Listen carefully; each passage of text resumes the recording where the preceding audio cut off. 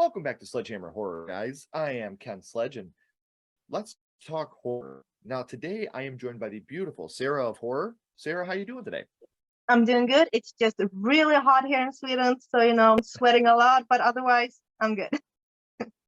Right. Well, I mean, you still look great, so you're pulling Thank it you. off very well.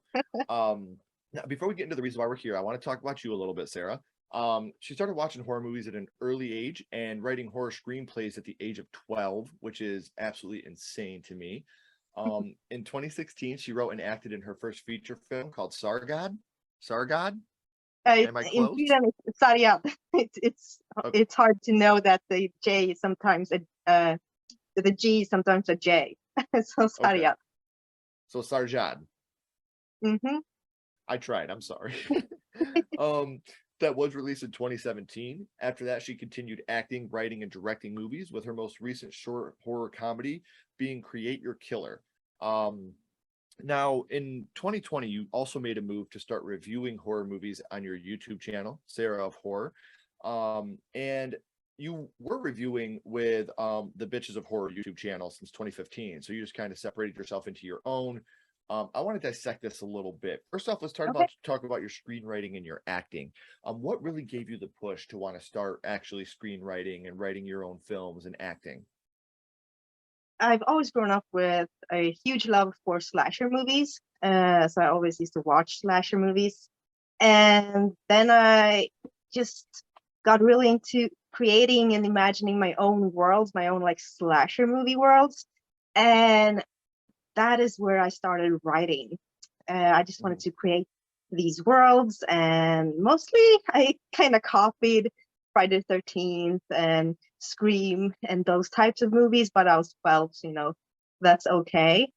But also when I was 10, I lost my dad to cancer. So writing was a way to kind of let out some of those emotions. So that was like my therapy. Yeah. right.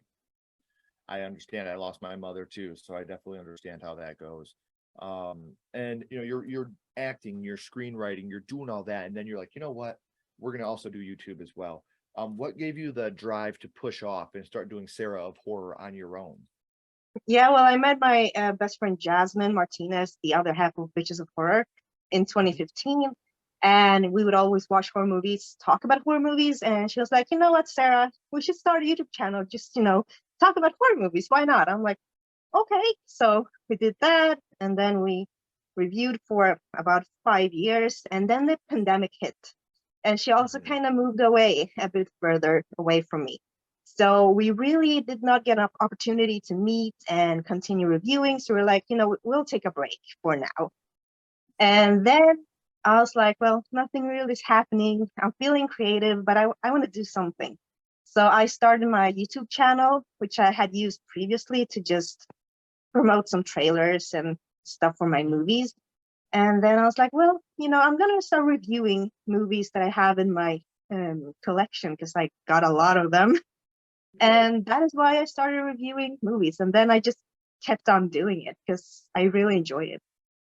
And it's awesome. Like there's nothing better. I love being on a YouTube channel. I think it's, one of the top priorities in my life after my wife and kids. So I definitely understand where you're coming from there.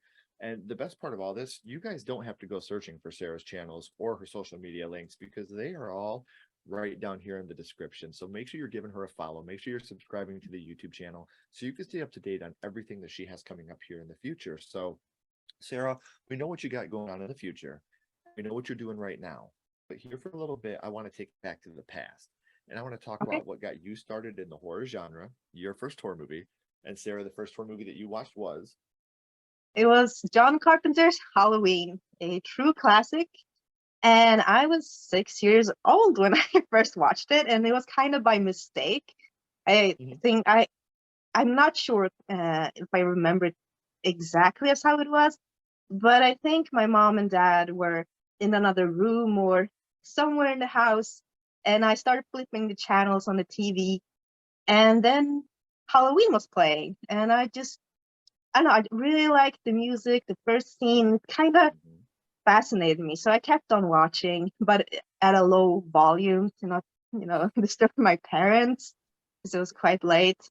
But it was the Right. weekend, so but And I was really fascinated. and you brought up something very important about this film, and that's the score.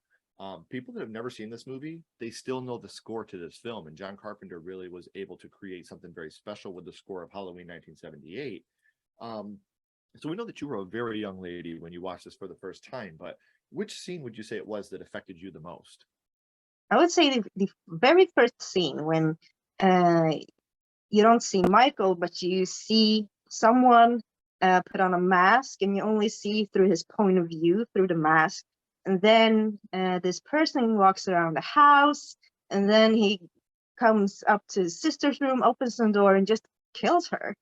And you watch Mhm. everything through the point of view from his eyes, which I don't know, I was like, whoa, I don't think I've ever seen anything like this before.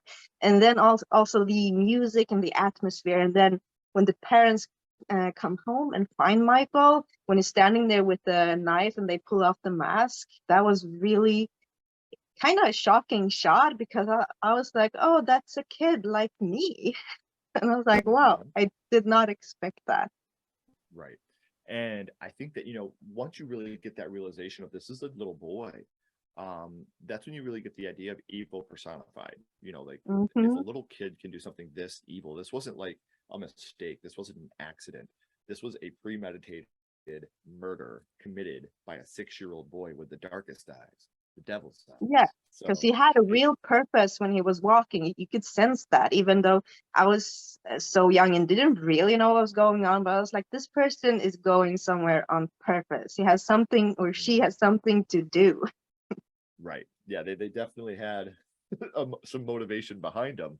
So, Yeah. Sarah, we know what scene it was from Halloween 78 that affected you the most, but what would you say your favorite scene from the film is? And I think my favorite scene is when Michael has killed, I think her name is Linda, her boyfriend, and he has like put him up on a door with a knife. So the knife is in him while he's hanging, and then Michael's just looking at him and like twisting his head like this, like he's Hmm. looking at some artwork. Yeah. And I just found that shot to be really strange, but really creative. Like it added something to Michael's character. Hmm.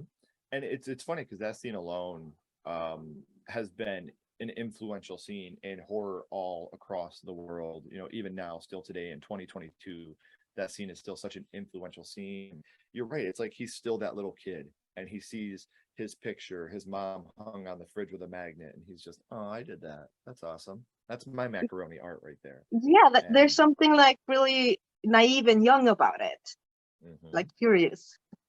For me, I think it'll always be my favorite line of all time. You can't kill the boogeyman. Ah, nice, nice. What when they drop that line, You can't kill the boogeyman.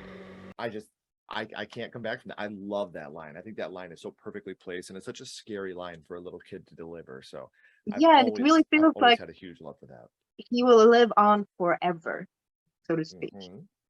Right. So we know what scene affected you the most, and we know what your favorite scene from Halloween 1978 is, Sarah. But in this film, we have a myriad of kills. And as horror fans, we do love the kills. So, which kill would you say is your favorite from Halloween 78? Okay, my favorite. Well, I was a bit disappointed. Maybe not when I watched the first time, but when I rewatched it, that there isn't a lot of blood, unfortunately. But the movie is still amazing, and the kills are still really good. And my favorite one, I have to say, it's when the sister gets killed, just because it's Mhm. it's so ruthless. He doesn't hesitate. It's like Right. stabbing and stabbing and stabbing until she's dead. Right. Yeah. And this is a movie that sparked a whole generation. I think Psycho might have been the first real slasher, and then you had your Black Christmas and stuff. But I think this is the one that people mostly go back to and talk about what started them with the slasher genre and what Hmm. influences them in the slasher genre. So, we did have Rob Zombie do a remake of this film. I don't Hmm. count 2018 and Halloween Kills. I don't count those as remakes, obviously, because they're requels. They're after Yeah. the original. But were you a fan of the Rob Zombie Halloween remake? I was a fan of the first remake, yes, not of the second one. I think in the second one, I kind of didn't like anything. I think he went in the wrong direction with like the characters, and I mean, of course, it's gory and we get a lot of over the top kills, but it still kind of does nothing for me in that movie. But I did like the first one because he adds Michael's whole backstory to it. We get to know him much more from when he's a kid. And I feel that if you're going to remake something, that is probably what you do. You bring in some new elements that wasn't introduced in the first one. I agree. You don't want to do a carbon copy remake because we've already No. seen that. Make it your own film. So Sarah, we know that Halloween 78 was your first horror movie and what that movie means to you. But now I kind of want to throw a little bit of a curveball here at you for a second. My little buddy Ghostface is here and he has a question for you. What's your favorite scary movie, Sarah? What is your favorite horror movie of all time?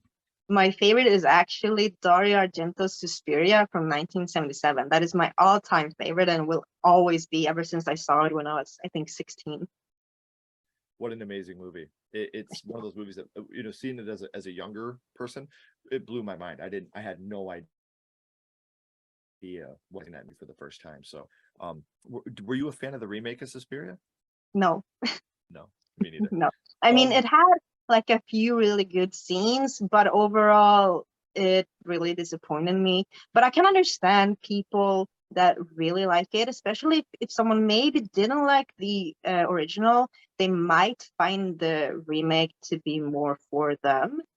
But to me, the remake kind of lacked that, because in the original, Dario Argento starts off with such an intense scene, the music by Goblin, the chase scene through the woods, then the double murder. It's so good, and I kind of felt that never happened in a remake. My blood was never pumping. I wasn't excited, and I didn't really like the music. I thought it was kind of non-existing, even though there of course was the score, was the music, but I felt that it was the kind of wrong type of music for a movie like Suspiria. Sure. Well, and the first one had it, it was super iconic when it came to the score. That was something that really heightened the anxiety of the first Suspiria anyway. So I got a couple more questions for you. And the first one I've been asking lately, because obviously Halloween 78 is part of a bigger franchise. Which film Halloween franchise is your favorite? Let's see. I really like the second one. I think it's really awesome to watch those just back to back, because it is during one night. It is continuation from the first one. And I really like the hospital setting. I think it worked so well because you can do so much creepy things with those halls, and they sure do. And I think the kills are really good in that one.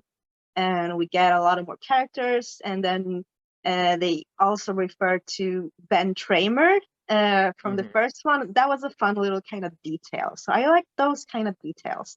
But I'm also a huge fan of Halloween H2O. That's my favorite. Halloween H2O and Halloween 3 are tied for number one for me. Yeah. So yeah, I definitely understand your love for those films. And I think Halloween 2, the original Halloween 2, the one that you're talking about, I think that one has the best kills in the whole franchise overall.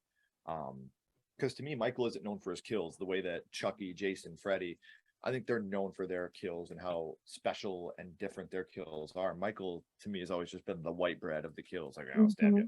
But Halloween 2, he actually goes a little bit above and beyond with his kills. So I do appreciate that too. So we've talked about so many different things here today, Sarah, and it's meant so much to have you here. I've been wanting to do this for a long time, and for us to finally make this connection has been so special to me. Now, before I let you go, I have one last question for you. We're going to bounce back to Halloween 78, and what we're going to do here is we're going to rank this on a skull count. Now, we're not ranking it on acting, production, score, nothing like that, Sarah. What we're doing here is strictly ranking Halloween 1978 on how much it affected you on first viewing. So 0 skulls being not effective, 5 being extremely effective. You can use half and quarter skulls anywhere in the middle.